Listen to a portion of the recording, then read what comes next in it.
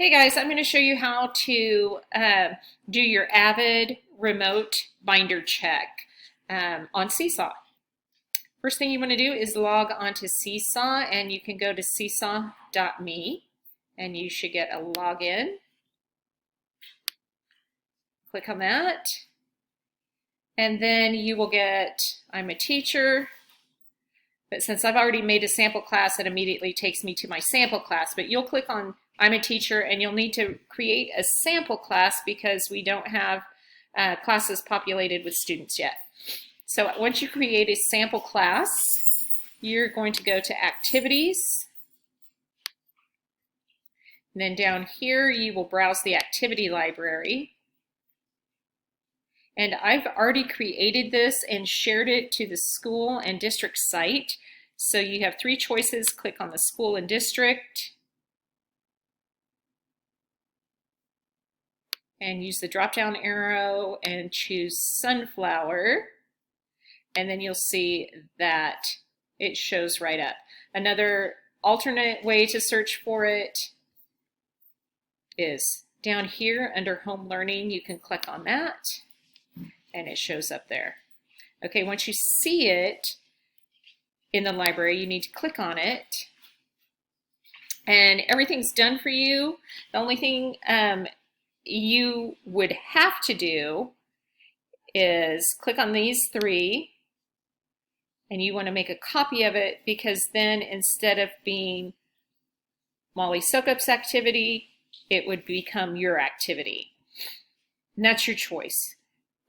So let's go ahead and click on that. And here you can make any changes that you would like.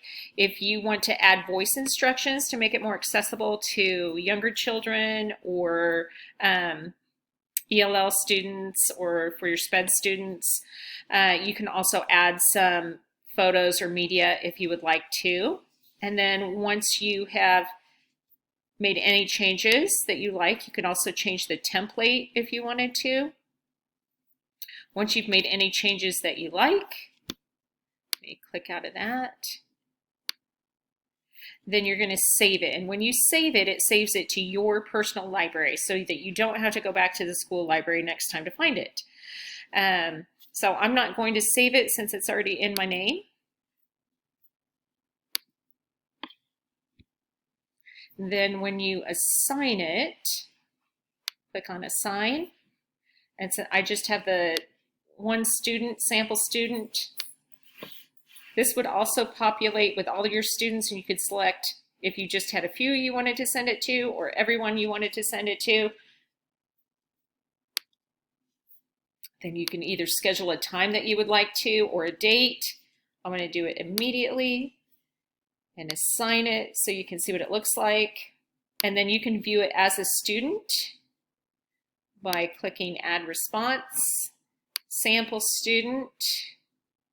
And then this, when I did a screenshot of this, was so small that I had to magnify it, and therefore it's on 3 pages. So students, if they forget what to do, they can click on the instructions up here, and they're going to use either the pencil or the marker tool. And they can make a check mark, or they can make a dot. Okay, and then Ashley had explained that then they decide whether it's not evident, developing, satisfactory, advanced. They can fill that in.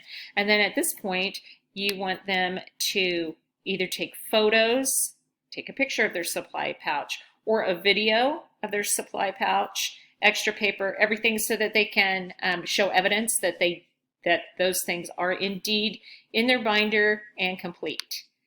And so they can do that on each page. Okay, and then when they're done, they can save that as either a draft. The draft would just be visible to you and to that student, and then you click on this so that you can see it a little bit better. And then you can send them back a message if you'd like to, or they can go back. If they click on draft again, it takes them back so they can finish it. But if you come down here, then you can write a note here or record a note that goes back to the teacher or to student. Okay. And that's basically all there is to it. So if you have any questions, I hope this helps. I'm always around. I can help you kind of figure it out if you need help in that. Hope it helps. Thanks.